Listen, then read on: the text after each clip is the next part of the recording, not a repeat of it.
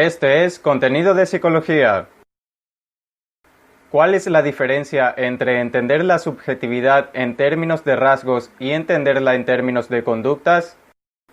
Esta es la cuestión de partida de esta serie. ¿Alguna vez has oído hablar de una persona con carácter fuerte o de una persona extrovertida? ¿Qué quieren decir exactamente estas expresiones? Puedes hacerte al instante una idea recordando su forma de actuar o hablar, y te darás cuenta de que ellas y otras personas que también podrían ser descritas así respectivamente tienen puntos en común en su conducta, lo cual no niega que cada individuo que se puede describir mediante tales características tenga cualidades que lo distinguen de los demás. Pero esas cualidades distintivas caen fuera de la esencia de lo que con precisión se quiso decir con tener carácter fuerte o ser extrovertido. Lo único que nos queda es el grupo de conductas modelo que definen a tales palabras. Carácter, rasgo, temperamento y personalidad son palabras que han tenido un empleo tradicional en la psicología, e incluso en un contexto casual o coloquial, es habitual hablar en términos de cualidades o características como las de los ejemplos dados. Ahora piensa en lo siguiente: ¿en qué ocasiones has oído hablar de una persona según sus conductas en lugar de posibles cualidades?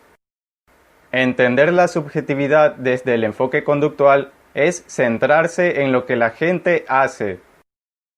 Imagina que en cierto escenario escuchas decir que una persona es irascible o que una persona es tímida. Este etiquetamiento, ¿en qué ha contribuido a tu comprensión de lo mismo que has escuchado? Puede argumentarse en favor de cierta adecuación para el lenguaje coloquial, y seguramente se te hubieran ocurrido varias ideas con base en tales descripciones. Sin embargo, supón que en el sujeto está presente el deseo de mejora y desarrollo constantes, un deseo de realización y superación para acercarse a un ideal de persona que, según su criterio, sepa evitar enfados o vencer esa timidez. ¿Por dónde comenzará? ¿Qué es lo que tomará en cuenta? Para tal clase de propósitos, varias han sido las vías desarrolladas en el campo de la psicología. Y en esta serie sobre el enfoque conductual, a lo que te animo es a adoptar una perspectiva basada en acciones. Si bien es cierto que etiquetas que son positivas, como persona valiente, emprendedora, optimista, pueden generar efectos favorables en la medida en que el sujeto, al asumirlas, tenderá a satisfacerlas proyectándose sanamente hacia metas más altas o contribuyen a su autoimagen y a su autoestima, también es cierto que hay muchas de ellas que, empleándose negativamente o por ser ellas mismas negativas, desfavorablemente pueden sesgar tu criterio o acarrear efectos contrarios a los mencionados, y ello aún sin señalar sus implicaciones a nivel interpersonal. Las acciones, por contraste, son concretas. A la hora de ser definidas, están menos sujetas a la arbitrariedad. Considera estas interrogantes. Por un lado, ¿qué haces regularmente en tu tiempo libre? Y por otro lado, ¿cómo te describes cuando estás en tu tiempo libre? De estas dos preguntas, ¿cuál es la más específica? Mientras las etiquetas pueden abundar en interpretaciones en muchos casos de ellas, las acciones tienden a recibir un mayor acuerdo sobre su definición, lo cual facilita que sean constatables. Para indicar, en cambio, la presencia de una cualidad en un sujeto, es necesario que adoptes alguna conceptualización en particular. Registrar debidamente cierto optimismo o cierta timidez de una persona como ejemplos requeriría justamente que traduzcas tales palabras a actos concretos en sí mismos, sucediéndose de manera estable o regular en determinado periodo. Los elementos básicos para el enfoque conductual. Este enfoque es consecuencia directa de una de las principales posturas en la historia de la psicología, el conductismo, cuyos desarrollos y aplicaciones son referidos como modelo conductual y vinculado al surgimiento de propuestas del cognitivismo. ¿Y por qué hablar de enfoque en lugar de modelo o teoría? Esta propuesta, dirigida a ti, tiene como objetivo presentar a lo largo de esta serie los contenidos más destacados de ese modelo, de esa teoría, como una forma de pensamiento. El núcleo de esta perspectiva es la relación que existe entre una acción, su estímulo precedente y su estímulo consecuente. Piensa sobre lo que ocurre con respecto a ti y a tu alrededor en términos de los tres elementos de esa relación de contingencia: lo que la persona hace, lo que sucedió antes y lo que sucedió después. El esquema esencial también apuntado en ocasiones como estímulo, respuesta, consecuencia, ERC.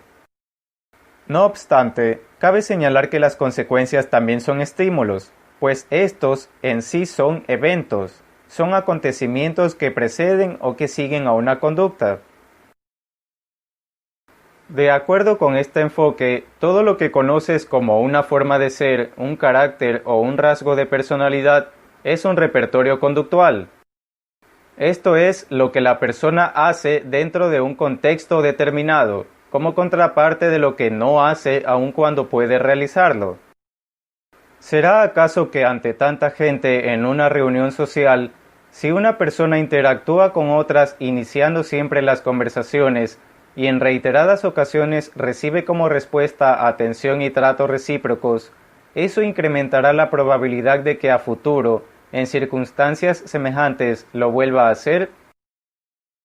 ¿Acaso cuando en cada intento por entablar una charla, una persona que comparte una breve opinión para abrir un tema, recibe silencio o un cortante monosílabo de parte de su potencial interlocutor, la probabilidad de que vuelva a intentarlo en similares condiciones disminuye? Ante un reto, ¿qué influencia, por sutil que sea, tiene un pensamiento positivo como «sé cómo hacerlo, voy a lograrlo» sobre el desempeño de un individuo, en vez de un pensamiento como «no me siento capaz, no lo haré bien»? Reflexiona sobre estos casos ejemplo. Los estímulos son eventos en relación con cierta conducta. ¿Y a qué podemos llamar conducta? Llamamos como tal a un suceso en el sujeto entendido como acto.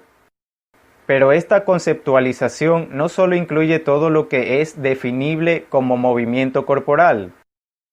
Abarca fundamentalmente dos categorías: las conductas manifiestas, que son todas aquellas que pueden ser constatadas y registradas por los demás de manera inmediata, como moverse o hablar, por ejemplo, y conductas encubiertas, que son todas aquellas que para los demás no son constatables de manera inmediata, como pensar en algo o la ocurrencia de fenómenos fisiológicos en general, procesos internos del organismo. Dicho todo esto, entrando en las consideraciones sobre cuál es la estructura de sujeto según el enfoque conductual, es interesante observar que esta concepción sobre la acción, que notarás amplia y genérica, comprende el hacer del individuo como cualquier cambio relativamente significativo en él como organismo situado en un medio. En los orígenes de esta postura psicológica existía una marcada inclinación por definir al sujeto exclusivamente como ser orgánico reactivo, y de cierta forma aún se conservan algunas nociones de ello.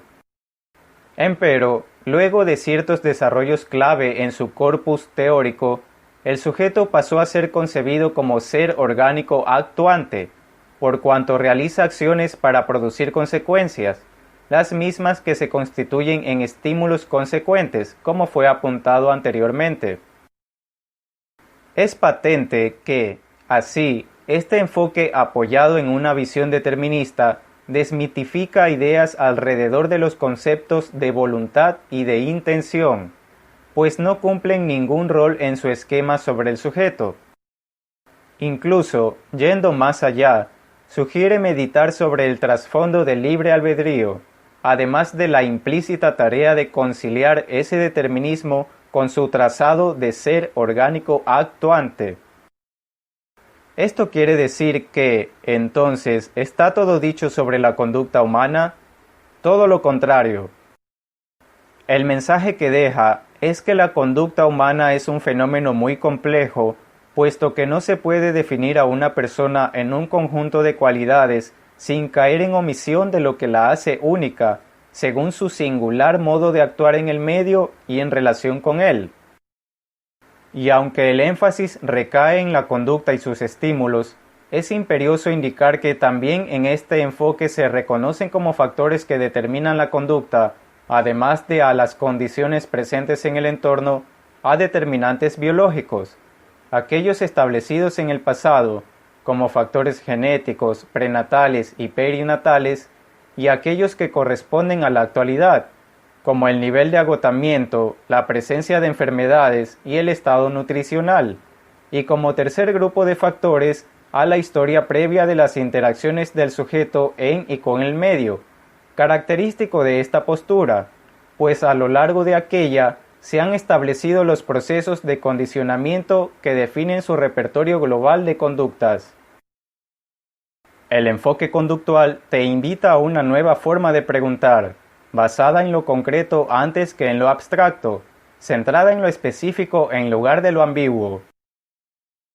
En busca del impulso de la comprensión y el desarrollo personal, en vez de encasillarte a ti o a otro según algún volátil conjunto de cualidades, lo más puntual empieza por cuestionarse dónde uno se ubica, hacia dónde dirige uno su atención, con qué o con quién hay interacción, en qué consiste esta, qué ha pasado anteriormente bajo circunstancias similares, entre tantas otras preguntas dirigidas a lo que es el hacer.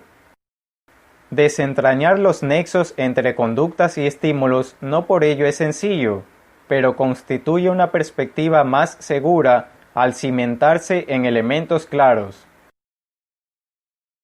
¿Te ha gustado este contenido? Recuerda, consulta a un especialista si requieres asistencia directa en temas de esta serie. Comparte y suscríbete para recibir las actualizaciones del canal.